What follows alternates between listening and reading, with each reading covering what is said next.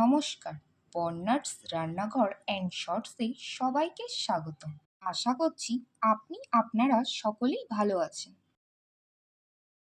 আজকের রেসিপি কাঁচা আম দিয়ে ছোট মাছের ঝোল। ফার্স্টে মাছগুলোকে কেটে ভালো করে ধুয়ে নিলাম। এবার লবণ হলুদ দিয়ে ভালো করে মেখে 10 মিনিট রেখে দিলাম।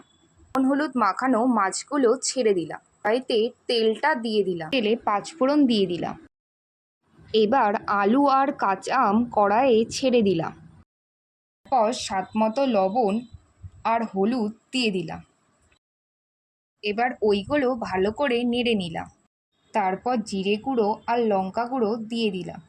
মশলাটা যাতে পুড়ে না যায় এর জন্য একটু জল দিয়ে দিলাম। ওইগুলো ভালো করে নেড়ে নিলাম। এবার ঝোল ফুটতে শুরু করলে ভাজা মাছগুলো ছেড়ে দিলাম। তারপর আবার একটু নেড়ে নিলাম। ঝোলে মাছগুলো ফুটে উঠলে নামিয়ে নিলাম। রেডি হয়ে গেল আজকের রেসিপি কাঁচা আম দিয়ে ছোট মাছের ঝোল।